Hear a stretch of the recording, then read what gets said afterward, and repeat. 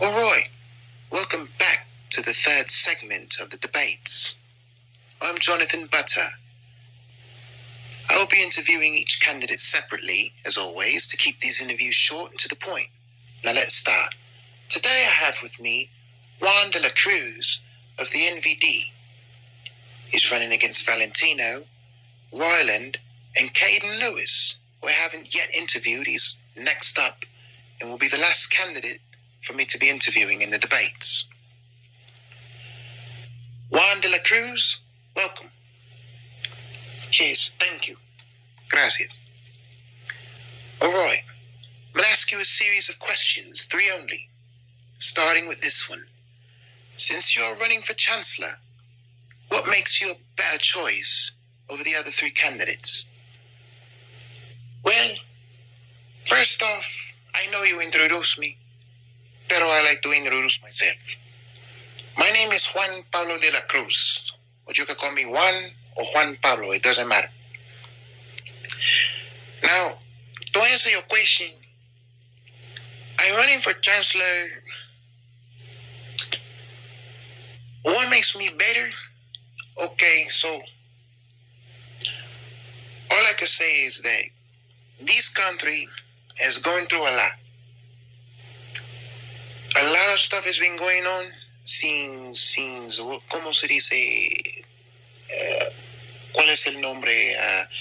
Joseph Biden got elected in the United States, and he not do anything good for the U.S. And what people don't realize is that Dashland is still part of the U.S. And everything that everything that goes on in the United States affect Dashland. That's what the last guy in the last interview said. Jacques Ryland. I agree with that.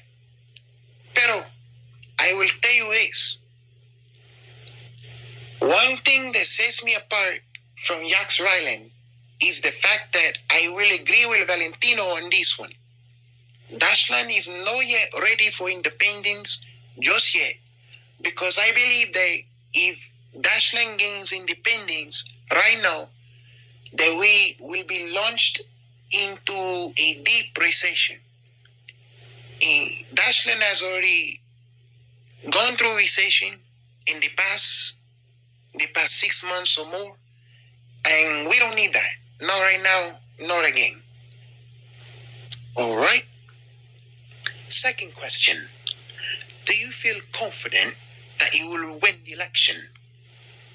Yes, I do feel confident that I will win the election, for the simple fact that I am definitely one of a kind. I have something brand new to bring to the table as Chancellor of this country. For one, my mother is from Cuba. My father from Mexico. And with that being said, that a lot of people come to Dashland to, especially in this day, a lot of people come to Dashland to escape political injustice going on in the United States. And not just any people, conservative people like me, conservative people like you, conservative people like Valentino, conservative people like Jacques Ryland, y todo.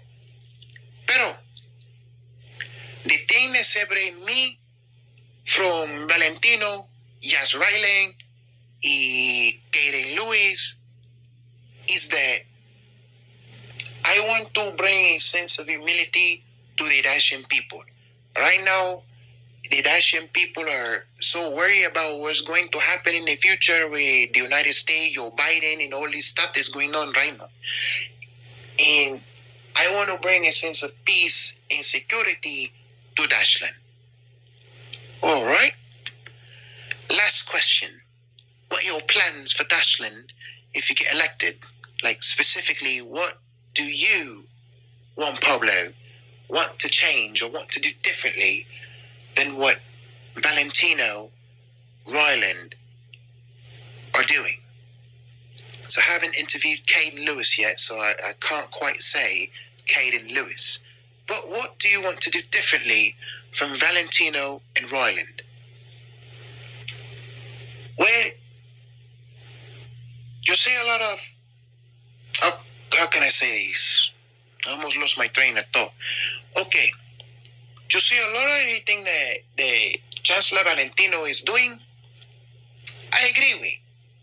So, like I said before earlier, the Dashland is now ready for independence. Because I believe that if Dashland is independence, this country will plunge into a recession. A very bad recession.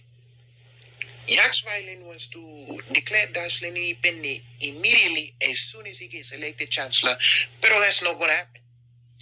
That's not going to happen. You listen to me.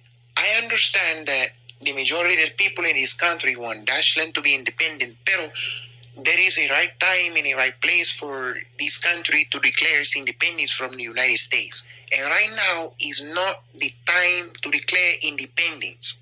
We must wait for that proper time to come.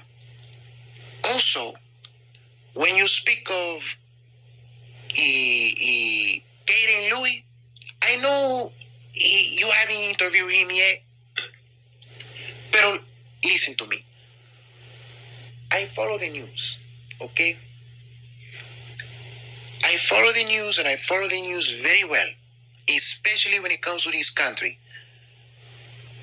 Caden Lewis, what he is trying to do, trying to ban the guns, trying to take away people's right to bear arms in this country, that's not right.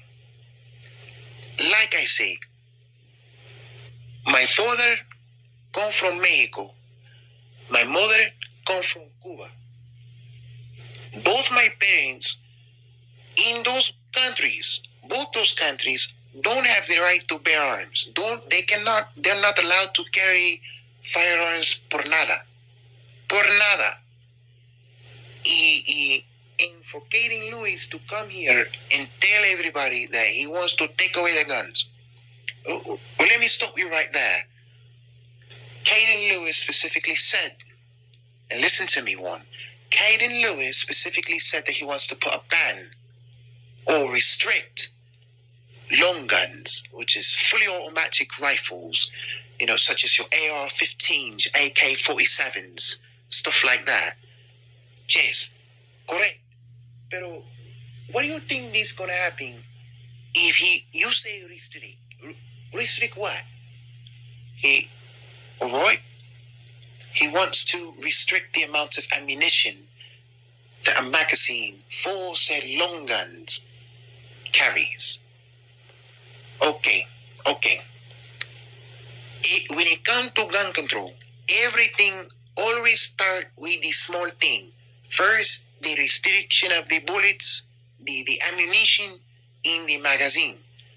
Then after that, it evolved to, como se dice, outright banning of the what he likes to call assault rifle, pero in my opinion, it's not an assault rifle.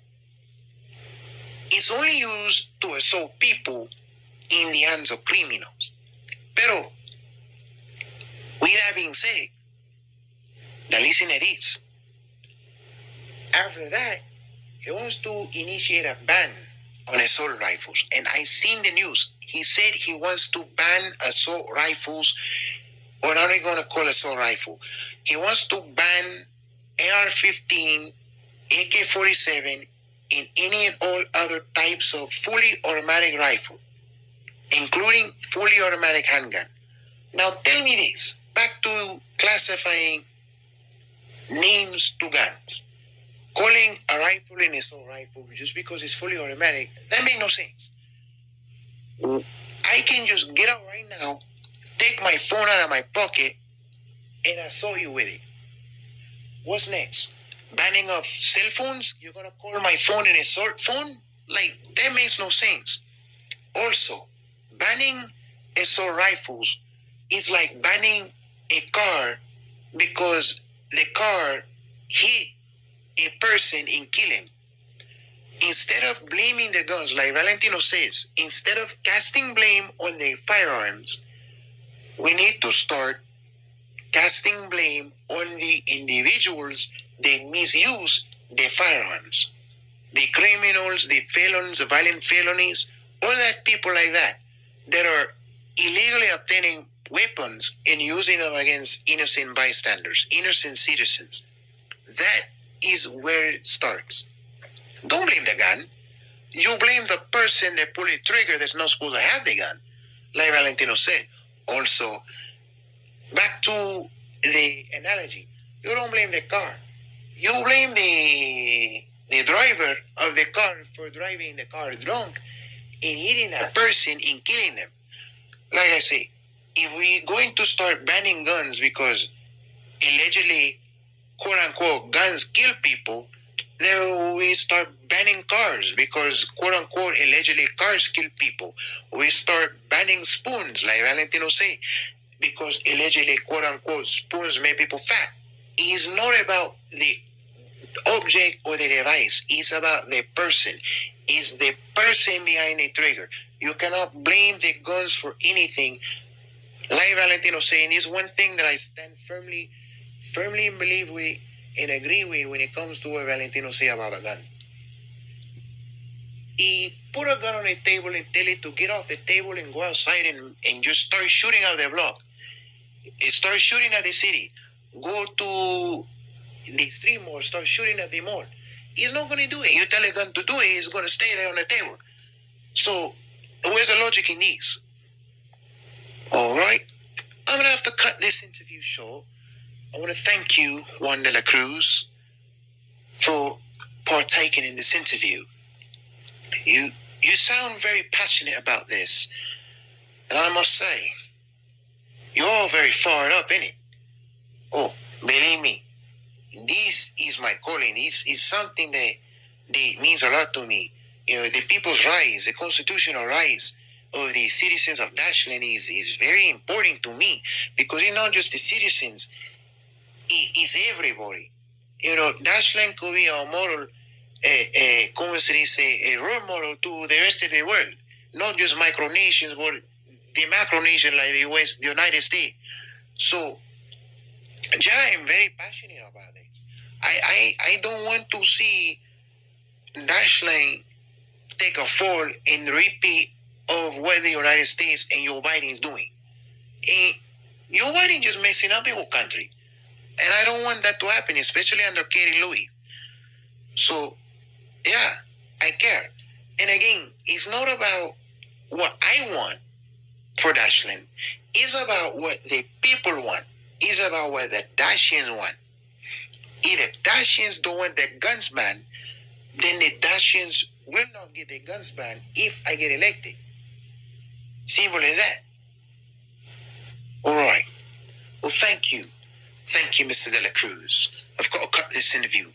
Thank you. You have a good day. You too, my friend.